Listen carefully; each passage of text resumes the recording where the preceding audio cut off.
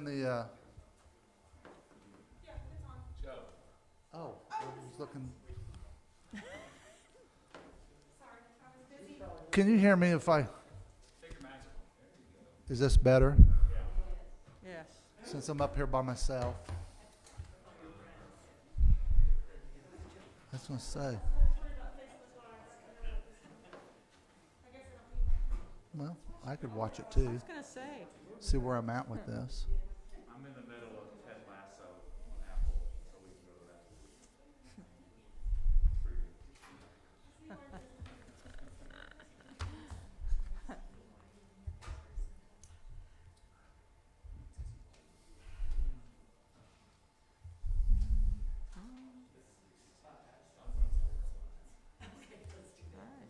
Live on Facebook. Turn that one on in front of me too.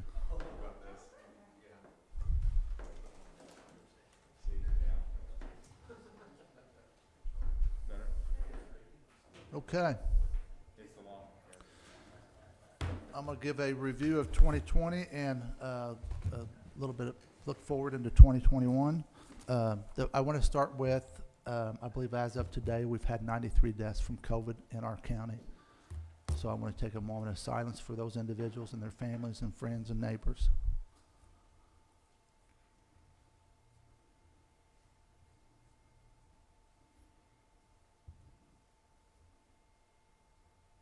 And we need to realize that these were people that were part of our community. They just weren't statistics in the COVID. They were part of our community.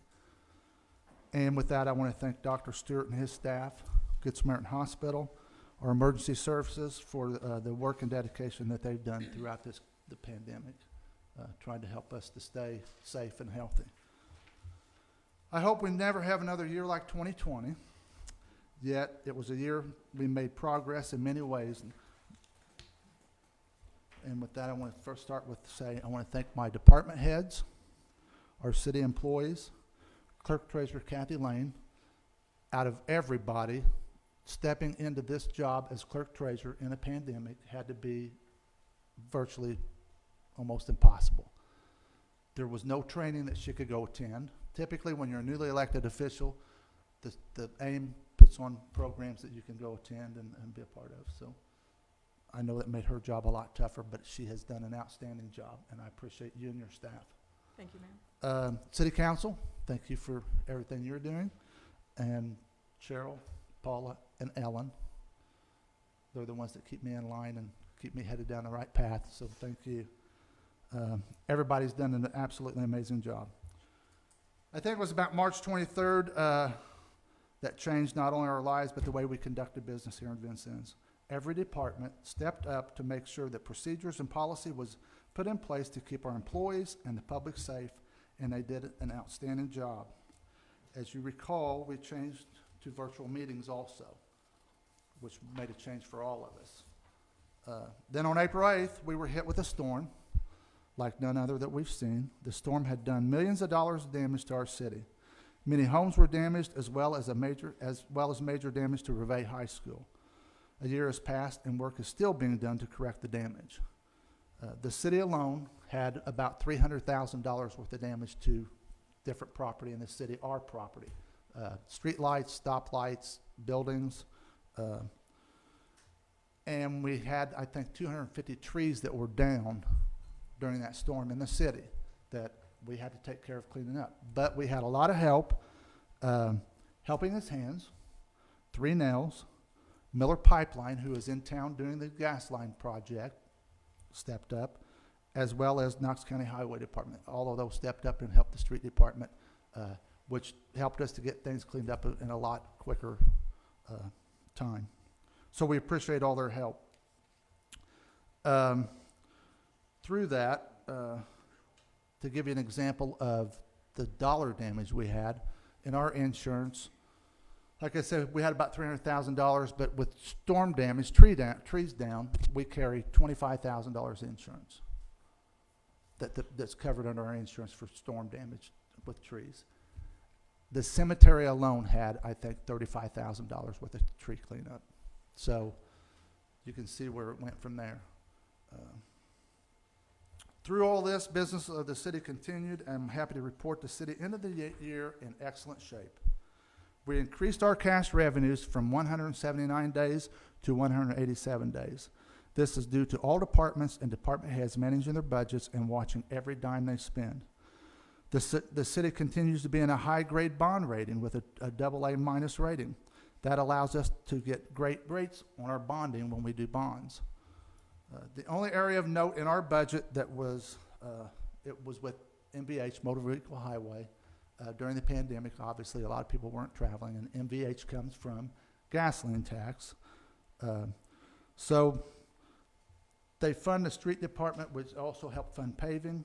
It looks like we may have seen a decrease of between $100,000 and $200,000, and hopefully, what we talked about earlier in the meeting, those dollars can help make up that loss. Another concern, again, last year, is the trash sticker. We presently charge $1.25, and every year we continue to draw down on the reserves that were built up in the fund for trash. It's going to come to the point where $1.25 will not cover that. So that is something that we're going to have to look to in the future. We do, basically that pays for equipment and our tipping fees for trash. Our recycling, all the fees for dumping that is paid by solid waste. We appreciate them taking care of that for us. We received $574,000 COVID dollars from the state. We partnered with the county to purchase a response vehicle for the Knox County EMA. We purchased 4 thumpers, and those are the equipment that the fire department uses to do CPR on individuals that are in cardiac arrest. That gives us one for each station.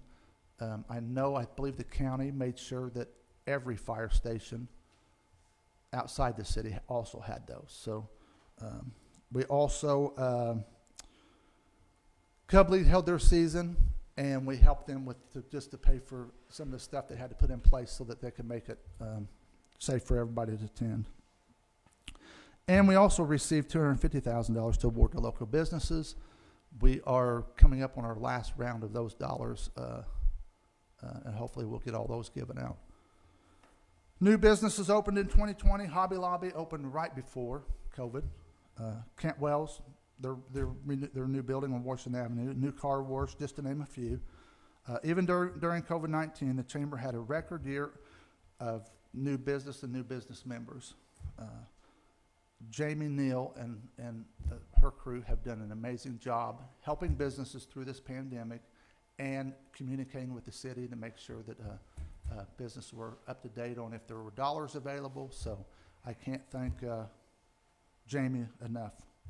And we have Chris Paff in the audience, new director, the CEO of KCDC last year.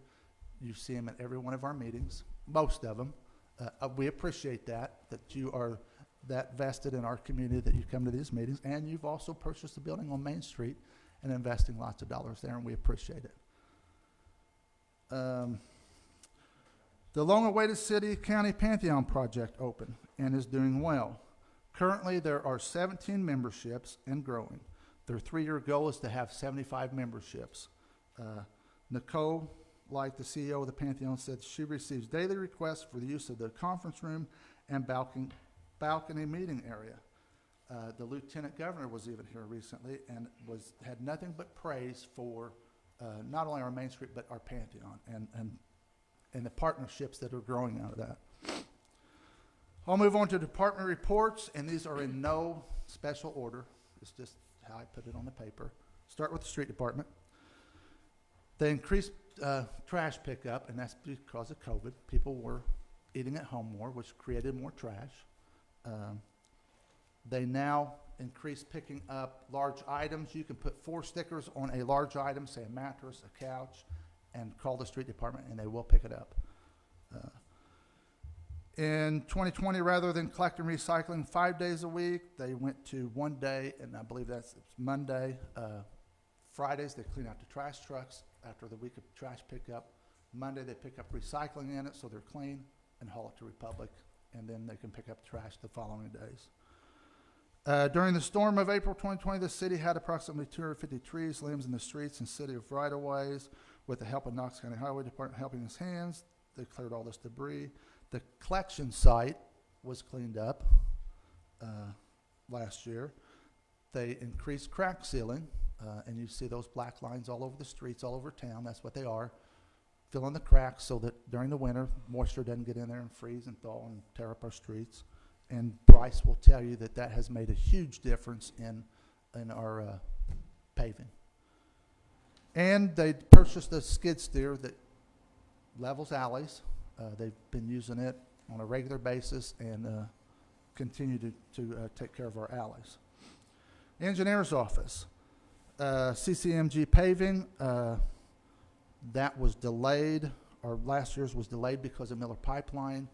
Whenever we do paving, we work with the gas company. We don't want to pave and then have them come in and tear up the streets putting in their gas lines.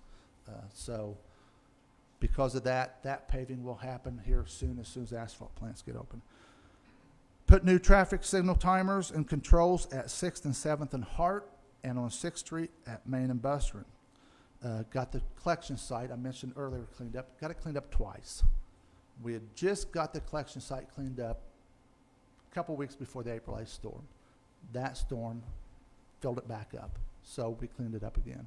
So it's in great shape, and there's a plan in place to rotate the piles so that it didn't get in the shape that it was in before. Forbes Road project, that was a $60,000 paving project that city engineer and I meet with the utilities every month on different projects that are going on. And with that one, we knew there was drainage problems out there, so they decided to work in that project with our paving dollars. And because it's drainage and it involves streets, we can ask for that money through the CCMG. That turned into a $1.25 million project. It is not complete yet, and that's due to COVID. It was delayed for a few months.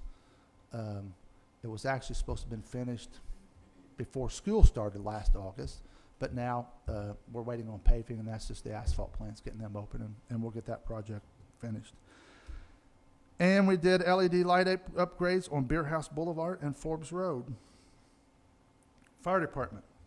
Total calls last year was 2,320 calls. They had 116 fires, 1,344 medical runs, and 860 service calls, which would include probably lift assist and odor detection and stuff like that. So all in all, they made 2,320 runs.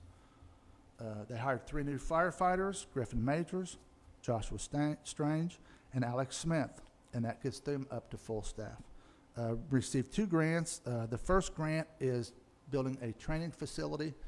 It's out on rendezvous grounds close to the utilities, and that's they're working with Vincent's Township on this to make it a joint center for both departments. And they also had a grant that trained 2 individuals to give CPR training to the public. So they purchased new gear lockers for all stations. They performed 5,713 hours of training. The biggest change in the fire department last year is in overtime. In 2019, the fire department spent $217,741 in overtime.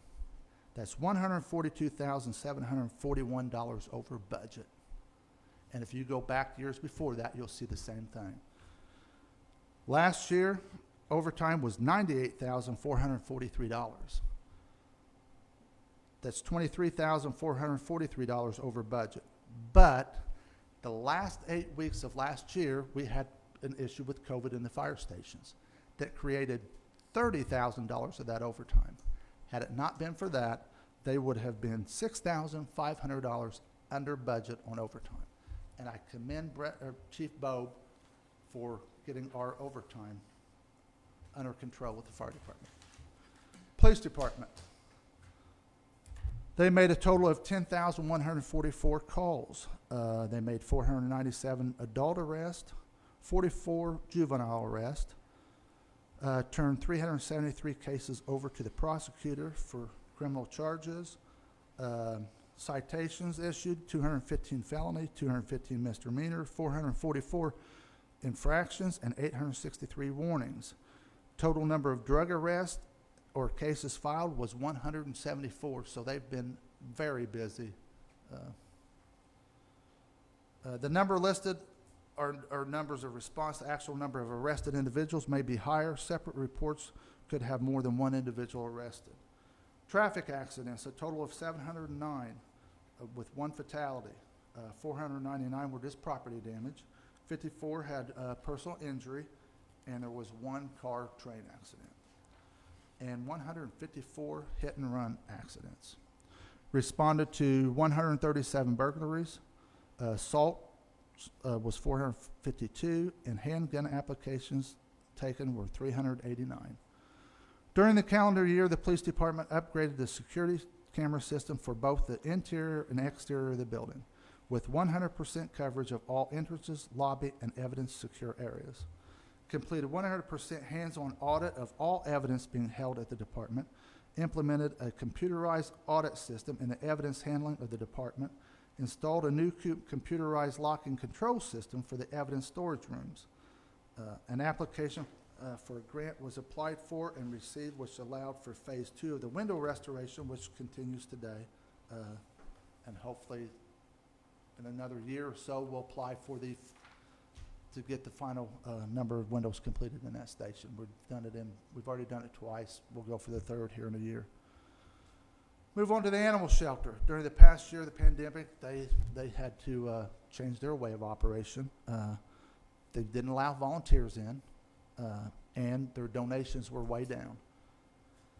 Getting through the year with the following statistics has been a major accomplishment. In 2020, they took in 750 animals. They adopted out 172 dogs, 195 cats. They sent 73 dogs to rescue and were able to trap and neuter and release 100 feral cats. They returned 153 dogs to their owners. Current population at the animal shelter is 15 dogs, 11 adult cats, and 20 kittens. And most of the kittens are in foster care. They don't keep them out there. They obviously they had a lot of damage from the storm. Trees down, tore up their dog run areas. They had to have those all replaced. They added heating and cooling to the 5-day hold room, and they said the biggest accomplishment was keeping the population under control out at the animal shelter, which I commend them to take in that many animals and then have so few on hand now. They do an outstanding job out there. Cemetery. In 2020, we had a total of 238 funeral services at the Vincent Cemetery. This included 25 Medicaid services. Medicaid burials are more labor-intensive than other burials in our cemetery because they provide the canopy and the chairs to hold the service, and they do all the work involving the concrete container. The cemetery also had 47 cremation services in 2021, or 2020. The veterans section that Danny started a few years ago now has a monument that depicts all the branches of service. And any veteran can be buried there free, get the lot free, as long as they can provide the DD 214 or equivalent. And then I think the spouse buys the plot next to them. But for every veteran, it's donated. Of course, they got hit by the storm. They had 28 full-size massive trees that were down. And with the help of, they used McCarter Tree Service, they had it all cleaned up before Memorial Day. I know Danny always has the cemetery in immaculate shape for Memorial Day or any holiday that comes in. And not just the holidays, it is always in great shape out there. I can't say enough about Danny and his crew and what they do at the cemetery. In the parks, February 7th, we lost Doug Roberts, who was probably one of the best Parks Department employees the city has ever seen. Doug worked tirelessly in the parks, even when off hours. He took care of the pool. You'd have a large downpour at night, rain, that messes up the chemicals in the pool. Doug was out there before sunup, making sure that pool was ready to open. I can't say enough about Doug. Like I said, he was a very dedicated, not only to the parks, but to this community. And Doug is truly, truly missed. Of course, the parks, the only event they got to have last year was the Valentine's Dance at Green Activities, and they had 275 people attended that. Other than that, all park events were basically canceled. In March, we hired J.R. Fields to take Doug's place, and J.R. is doing an amazing job. He's learning about the pool. He knows that he's got to make sure that that's up and running and operating the entire summer. So J.R. is doing a great job. And then whenever Governor Holcomb come out with the steps for COVID, that's whenever we closed all the restrooms, the playgrounds, the swings, pickleball, skate park, everything was shut down. Had to cancel the Easter egg hunt. Eventually closed the pool. The pool did not open, so that was a big loss for the community. The Try was canceled. The Kids Try canceled. Everything was basically canceled in the parks. In June, restrictions were loosened, and that's whenever we opened the restrooms and the playgrounds and skate park and pickleball, opened all that up. Appropriate signage was put in place, and people were asked to wear a mask, and for the most part, the public did a great job. We opened the splash pad at Ford Lakes on July 4th. But probably the biggest event they had last year was when we canceled the Christmas parade downtown. It was moved to the park, and with Steve's help and Paula and Cheryl, and it turned out to be a great event, well attended. A lot of people are requesting that it stay there, so it will be there this year. I bet we'll have a lot more participation with the public and with businesses for that. So we're really looking forward to that. Inspector's office issued 1,176 permits in 2020. 314 of those permits issued were for damage from the April 8th storm. Those permits were at no charge because of the storm damage. People were, if they had to come get their permits, but that was just so that we would basically know who was working in our community and that there wasn't somebody that might try to take advantage of the residents because of the storm damage. So, but we did give them all their free permit. 37 sidewalks and curbs were repaired from the damage. I think it was like $34,000 worth of sidewalk damage. 22 permits were issued for new single-family homes. 1 permit was issued for a new multifamily housing unit, and that doesn't include the university's project. 5 permits issued for new commercial businesses being constructed, which was Cantwell's, Dollar Tree, Helms Dentistry, Hobby Lobby, Marshall's. 31 demolition permits were issued for fire-damaged, unsafe, and dilapidated properties. And we continue to tear down dilapidated properties and try to get a control of them through the county so that we can get those to contractors that will build houses back on those properties and put that back on a tax roll. So that program is really working well. On the negative note, 1,174 violation letters were sent out. 532 junk and debris, 441 trash, 192 brush and weeds, 9 dangerous trees or structures. 83 of all of those have been closed. They followed up with them, and either the city went in and cleaned it up, or they're working with the owner to get things cleaned up. So Brad and his crew, when you look at that, that's a lot of violations to not only get letters out for, but to also to make sure that they're cleaned up. So they do an absolutely great job. Looking forward to 2021. First of all, we're looking forward to all the events coming back. Rendezvous will be here just over a month. Probably the biggest thing people are waiting on is Rainbow Beach opening. Steve and his crews are out there getting it cleaned and filled and getting it up and running so that it's ready for Memorial Day weekend. Spring on Main's coming up. June 4th. Hopefully we'll get a lot of people downtown again. 4th of July parade and fireworks. Plans are now. We're making plans now for the parade and the fireworks to all be back downtown. 2021 CCMG, we have applied for $600,000 in paving. That could be awarded. We might hear about that next week. We're going to apply for Phase 2 of Washington Avenue. Phase 1 is from Emerson out to Bell Crossing. Phase 2 will go from St. Clair to Emerson. Those are federal dollars that we have to apply for through NDOT, and the plan is the next opening, which is coming up in a few months, to apply for Phase 2. So that will come before the council here in the near future. We're upgrading the Main Street lights, our downtown Main Street lights, to LED. We've had trouble with a few of them. We just figured it's time we just change them all to LED, and it'll save us money. And for the cost, it's going to be, we'll come out ahead pretty quickly. And continue to work on Phase 2 and 3 of Main Street. I think you'll see construction. You'll see utility work this fall and winter. Construction will start next spring, this time next year, and will probably take close to a year or a little bit longer. And that will get us from where Jamestown Apartments are now, where Phase 1 stopped, all the way out to the schools. Putting in the third lane, turning lanes, and curbs and sidewalks. And then again, Washington Avenue.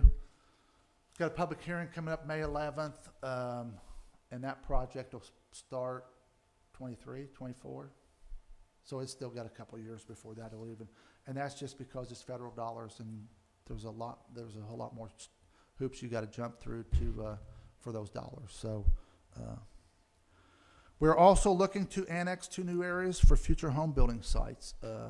Both of those will be voluntary annexation. I can tell you that there are 2 residents next to one of them that aren't in the city, and I've talked to both of them, and they have agreed to be annexed when we annex the property next to them. So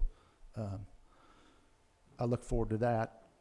That'll give us areas to build homes and hopefully grow the population, and even get people to live here and work here.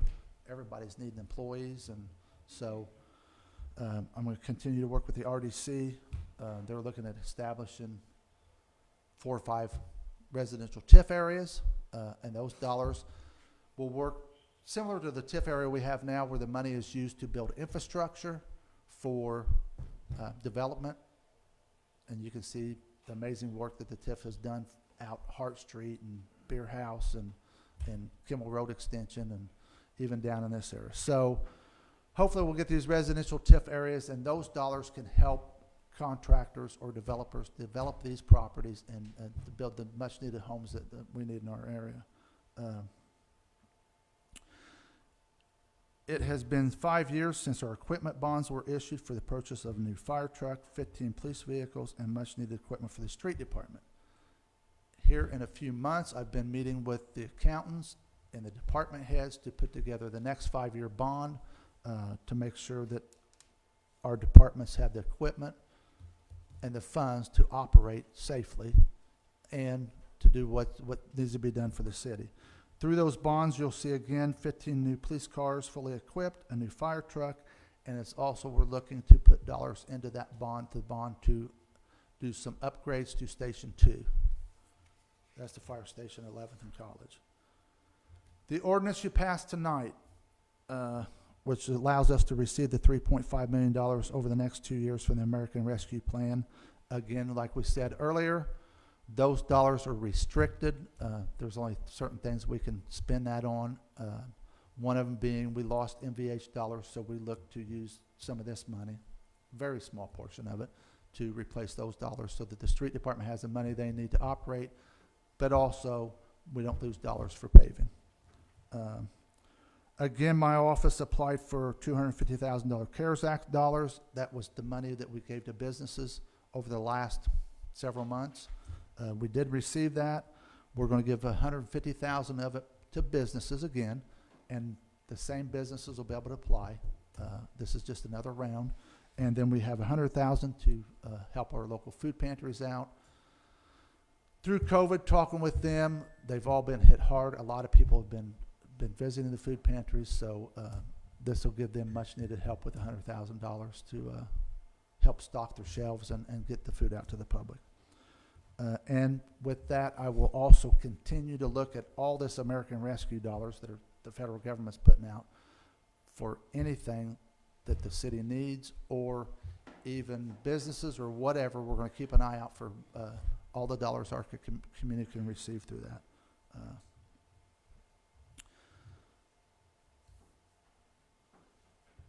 Also, looking a little bit further into the future, I'll start working with police and fire and street. Everybody knows April 8th, 2024. Remember, April 8th was the storm last year, but April 8th, 2024 is the total eclipse, and we are right dead center where it's going to be. So we need to prepare to make sure that our emergency services and everybody's ready, because there's a potential that we could have thousands of visitors here in our community. So we'll start working on that for 2024.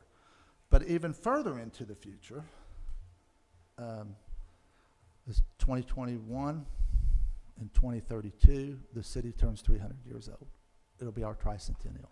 We have to start planning for that now. That isn't something that you wake up in November of 2031 and say, hey man, next year we're 300, we got to do something. No, the plans have already started. Kirk Bushy came to me a few months ago and said, hey, we need to be looking at this. I agreed. We've already started putting together a committee. I can tell you that we've talked to the governor's office, to our senator, congressman. Everybody is on board saying yes, that they would be interested in helping with this. So the plans start now. I'm sure I won't be sitting here in 2032, but but this city has to prepare. That can't just be a, oh, happy birthday one day. That needs to be a year-long event with everybody in the community, from the churches to the civic groups, everybody. That needs to be a year-long celebration, but we need to start planning that now. And with that, I just want to say a special thanks to my wife, who has supported me, and that's been a challenging year. It really has been, and she has supported me, and I thank you very much, dear. And with that, I just want to say, remember to keep your distance, wash your hands, wear a face covering, stay home if you're sick, and try to get the vaccination so that we can get through this pandemic and have it and be done with it. Thank you.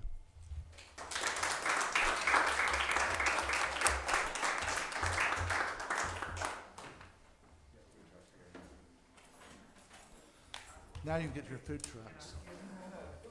There, now, get the food truck.